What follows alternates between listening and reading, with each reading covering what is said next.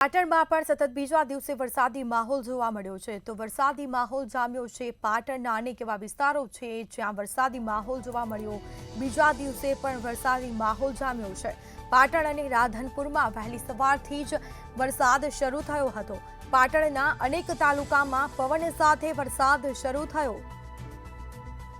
તો પાટણ રૂની કમલીવાડા ગોલાપુરમાં વરસાદ શરૂ થયો હતો જેમાં કઠોળ જેવા પાકને નુકસાન થવાની ભીતિ પણ સેવાઈ રહી છે કપાસ સહિતના પાકમાં નુકસાનની ભીતિ ખેડૂતોમાં સેવાઈ રહી છે તો કઠોળ કપાસ સહિતના પાકમાં નુકસાનની ભીતિ સેવાઈ રહી છે પાટણના અનેક તાલુકામાં ભારે પવન સાથે વરસાદ શરૂ થયો હતો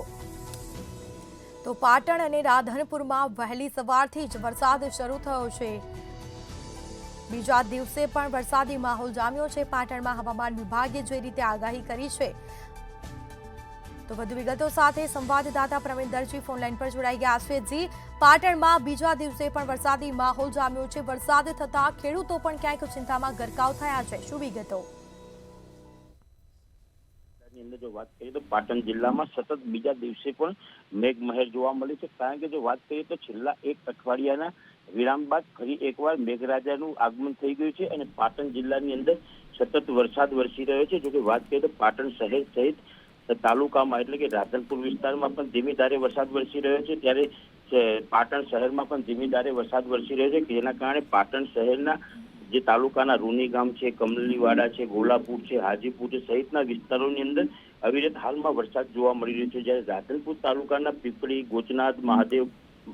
મહેમદાવાદ કમાલપુર સહિતના ગામોમાં પણ અવિરત વરસાદ વરસી રહ્યો છે એટલે કે જો વાત કરીએ તો સતત અવિરત વરસાદના કારણે વરસતા ખેડૂતોને ખેતીના પાકમાં જેવા કે કઠોળ છે કપાસ છે સહિતના પાકોની અંદર નુકસાન થવાની ભીતિ સેવાઈ રહી છે કારણ કે હાલમાં જે આ વરસાદથી ખેતરોમાં પાણી ભરાઈ જવા પામ્યા છે અને જેના કારણે નુકસાન થવાની પણ ભીતિ સેવાઈ રહી છે તો બીજી તરફ જે શહેરી વિસ્તાર છે પાટણ અને રાધનપુર ત્યાં નીચાણવાળા વિસ્તારો હોય ત્યાં પાણી ભરાવાના પણ સમસ્યાઓ થઈ રહી છે જેના કારણે વાહન ચાલક અને રાહદારીઓ પણ મુશ્કેલીનો સામનો કરવો પડી રહ્યો છે જી બિલકુલ તમામ જાણકારી આપવા બદલ આપનો આભાર તો આ સાથે વરસાદી માહોલ જામતા ખેડૂતો પણ ચિંતામાં ગરકાવ થયા।